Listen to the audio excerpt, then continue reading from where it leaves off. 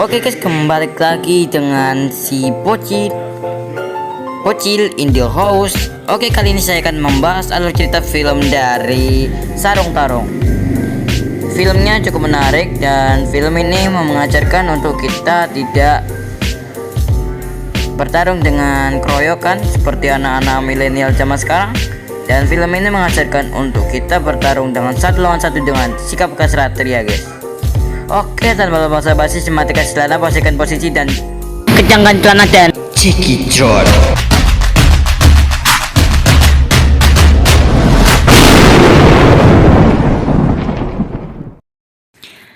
Skin diperhatikan dari kegiatan adat Makassar, yaitu untuk menyelesaikan masalah di Makassar dengan cara bertarung satu lawan satu di satu sarung.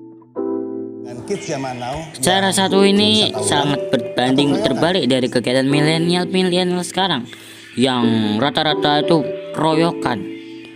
Oke, dan diperhatikan dari acara yang untuk melestarikan upaya kegiatan adat dari Makassar dengan mengadakan lomba olimpiade tarung sarung.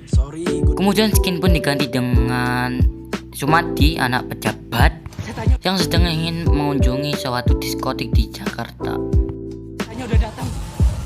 Dan perkenalkan, ini pacarnya Sumadi yang namanya Katemi, dan ini temannya Sumadi. Dan kemudian Sumadi cemburu dengan menyangka temannya Sumadi itu merebut pacarnya Sumadi. Dan karena cemburu, orang itu akan dicaplok oleh Sumadi karena merebut pacar pejabat dan pacarnya buat konten. Dan singkat cerita, Sumadi karena anak pejabat mengeluarkan semua teman-teman karena dia memiliki kekuasaan, dan akhirnya yang merebut pacarnya itu dikeroyok dan babak belur. Dan Sumadi pun singkat cerita pulang ke rumah untuk tidur beristirahat di rumahnya, dan diperlihatkan ibu Sumadi yang tidak senang karena anaknya manja dan seenaknya saja memukuli orang dan tidak mau kuliah. Dan ibunya pun berniat untuk mengembalikan ke kampung halamannya Sumadi awal-awal saat miskin, dan Sumadi pun disuruh untuk kembali ke Makassar. Dan Sumadi pun menurutinya dengan sangat berat hati. Dan singkat cerita, dia pun akan berangkat. Oh iya, perkenalkan, ini ayahnya Sumadi. Dan saat akan ayahnya menyiapkan barang-barangnya, dan ayahnya pun menemukan sajadah untuk diperingatkan kepada dia. Dan dia pun ditawarkan untuk sajadah untuk sholat, untuk beribadah. Dan dia pun berkata karena katanya dia sudah tidak percaya Tuhan lagi. Singkat cerita, Sumadi pun datang ke Makassar dengan satu penginapan yang buruk katanya, biasa anak pejabat. Dan penginapan lainnya yang lebih bagus terlalu jauh, dan akhirnya dia pun menginap di rumah seadanya. Skin pun digantikan dengan sosok orang besar yang bernama kenalkan Sandirego, dan dia berdatangan untuk melamar anak Pak Lurah dengan pertujuan untuk melamar anaknya. Dan kita saksikan dan bahwa anaknya itu tidak menyukai Sandirego yang besar perkasa. Dan kemudian Sandirego itu pun datang kepada bapaknya dan untuk meminta mahar, dan bapaknya pun menjawab 500 juta. Hal itu pun sengaja dilakukan karena agar dia tidak melamar anaknya. Dan skin pun diganti dengan Sumadi yang jalan-jalan di pantai dan bertemu dengan perempuan yang ditemui dengan Sandirego yang tadi. Dan kita bisa lihat bahwa Julainah yang dilamar Sandirego tadi sedang menjaga kebersihan di pantai. Dan kita bisa perlihatkan bahwa dia berdua itu saling suka dan saling mengobrol ceria-ria, dan akan bertemu di acara pesta adat di pantai Makassar nanti. Dan singkat cerita, dia pun bertemu dan mendengarkan musik dari yang memiliki Julainah tadi. Dan kita perlihatkan bahwa dia sedang menunjukkan adatnya dengan tarung sarung 1 lawan 1, dan dia berdua Julainah dan Sumadi pun mencoba 1 lawan 1 dengan bertarung di satu sarung. Dan tiba-tiba Sandirego si pelaku itu datang dan membubarkan dia sedang bermain-main, dan dia pun menyangka bahwa Sumati tadi pengecut dan beraninya sama perempuan, dan kemudian dia pun ditantang untuk bertarung dengan Sandirego. Dan kemudian Uhti pun melarangnya untuk tidak bertarung karena dia hanya bermain-main saja dan dia tuh aslinya cemburu, guys. Dan singkat cerita dia pun jalan-jalan kembali ke pantai dan dia pun ditemui oleh Sandirego karena dia tidak terima dengan kecemburuannya tersebut, dan dia pun menantang untuk 1 lawan 1 di dalam daun sarung, dan kemudian Sumati pun menerimanya dan dia pun ditinju habis-habisan dan dicaci maki, dan dia pun mengadu kepada ayahnya untuk menyalahkan semua bodyguard-bodyguardnya biasanya pejabat. Dan dia pun membayar seseorang dan untuk mencarikan bodyguard preman-preman sebanyak-banyaknya. Dan 2 orang itu pun menolak karena di Makassar itu orangnya itu tidak keroyokan dan beraninya lawan 1 lawan 1 dan tidak menerima uang itu karena Makassar bukan orang keroyokan.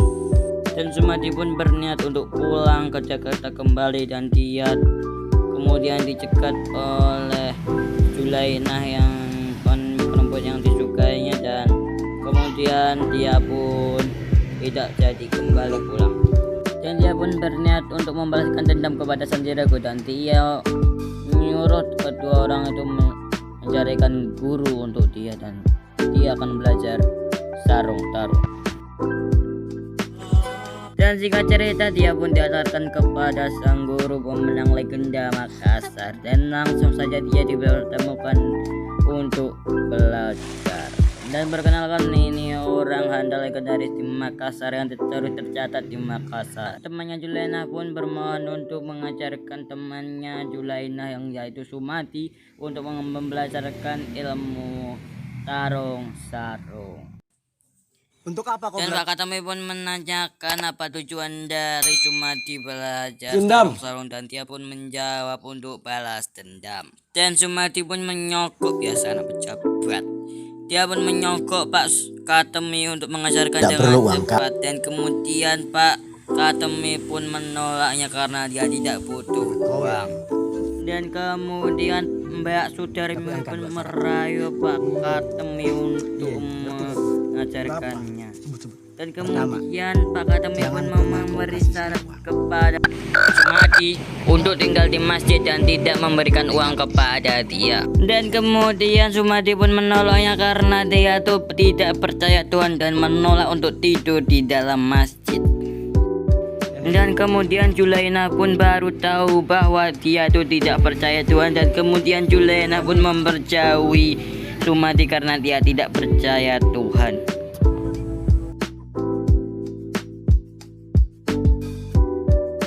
Dan tiba-tiba dia bertemu dengan Sandirego yang sedang bebas, dan dia pun mengerjainya, dan dia pun terjegur di dalam kali, dan dia pun berlari untuk menghindari serangan dari anak buah Sandirego. Dan kita sekian bersama-sama dengan sinematografinya yang sangat mahal, dan kita lihat bersama lagi dia sedang berlari, dan kemudian ada pun dia menyusul orang yang sedang akan mandi, dan dia pun jegur kolam lele. Dan kita saksikan bersama-sama dengan adegan kejar-kejaran, dan dia pun berlari lagi, dia pun lari untuk menaiki angkot. Dan kemudian tiba-tiba dia tidak menyadari bahwa yang di dalam angkot itu anak buahnya Sandirego, dan dia pun ditinju habis-habisan, dan dia pun dibantu oleh Pak Guru yang punya masjid tadi. Dan kita diperlihatkan bahwa dia memiliki kekuatan yang tidak biasa. Dia memiliki jurus tinju yang sangat kuat dan tidak bisa diremehkan, sehingga semua anak buah Sandirego pun meninggoy. Dan singkat cerita, ia pun disembuhkan oleh alat tradisional dari Pak Katemi dan mengobatinya. Dan kemudian ia pun bersedia untuk tidur di dalam masjid dan belajar dengannya.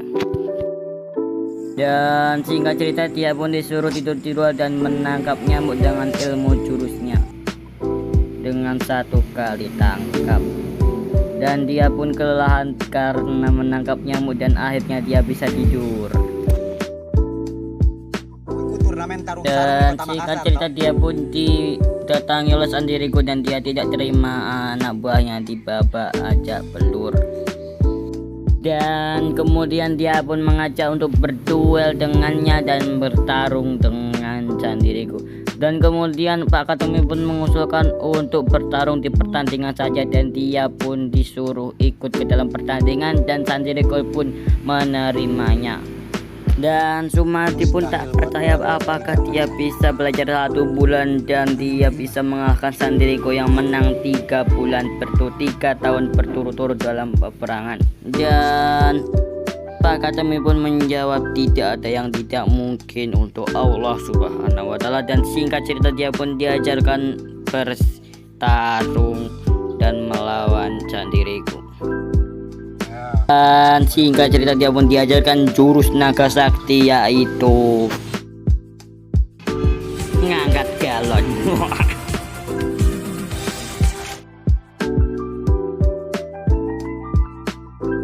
Dan singkat cerita malam pun tiba dan masjid Pak Katemi itu pun penuh dengan makmum yang bersedia untuk sholat. Dan karena Sumadi tidak percaya dengan Tuhan dan dia tuh tidak mau ikut sholat. Dan Pak Katemi memerintahkan Mas Sumadi untuk menata sandal dan menghitungnya dengan rapi. Dan kemudian Sumadi dan Julaina pun berbaikan dan dia pun ingin berkunjung ke rumah Julaina dan dia pun sudah berkunjung. Singkat cerita dia pun jalan-jalan dan bermantu untuk mengangkat 1 rumah. Ini merupakan kegiatan adat dari Makassar yang mengangkat dan untuk berpindah rumah. Dan dia pun sangat bergembira dengan Julaina karena mengangkat rumah dan membantu masyarakat. Dan singkat cerita dia pun berlatih untuk menjaga keseimbangan di 1 perahu Pak Katemi dan dia pun belum bisa.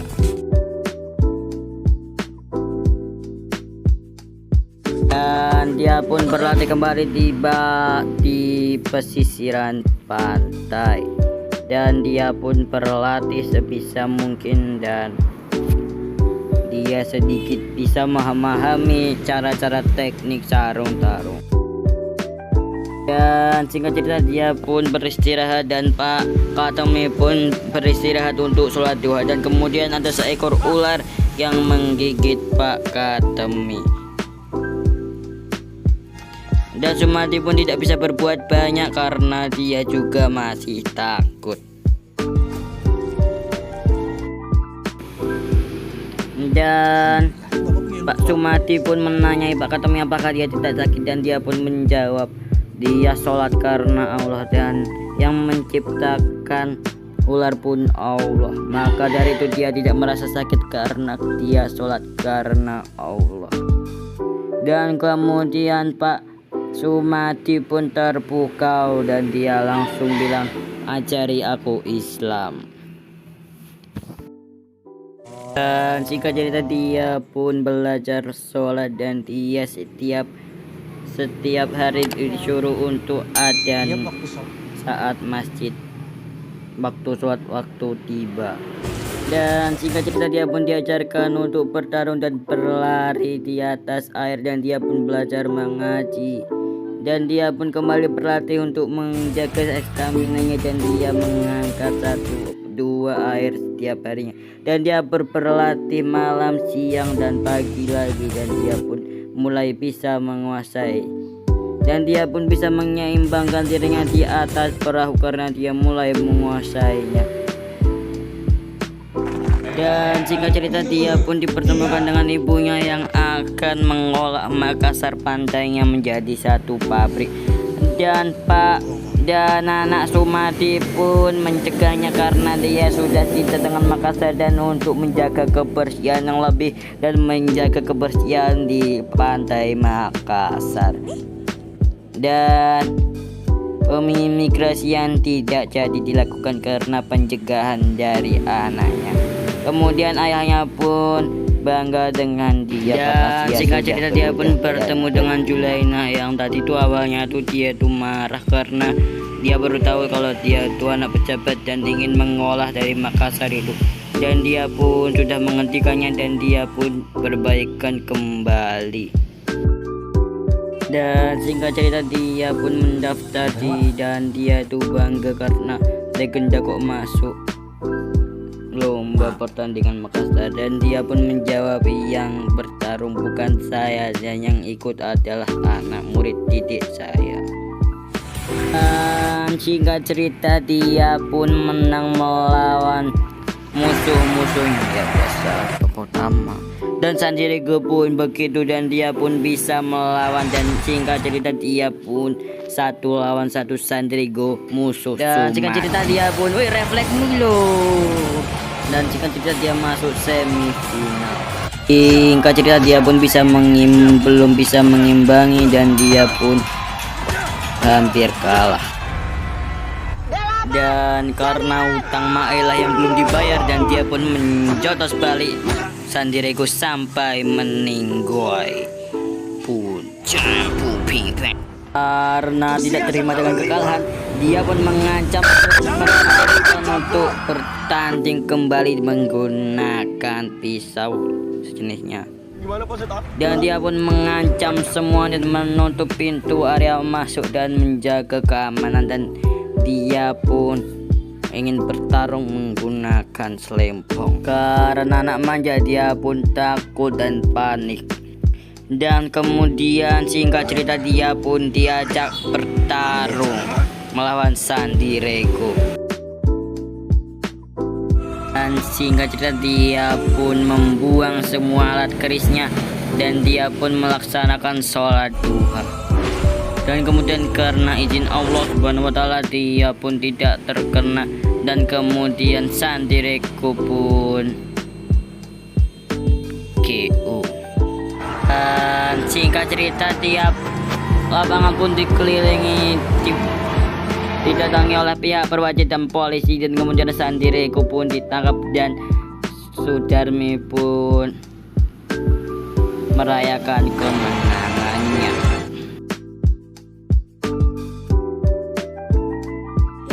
Singkat cerita Sulaina dan Sumadi pun bertemu dan memberikan kenang-kenangan terakhir darinya karena Sumadi ingin pulang ke Belanda untuk kuliah. Dan film pun tamat.